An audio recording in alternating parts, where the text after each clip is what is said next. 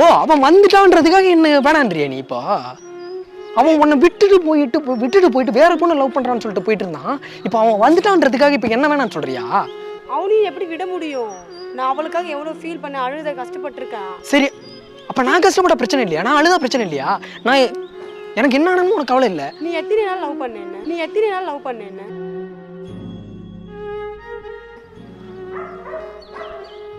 சரி சரி அது இருக்கட்டும்.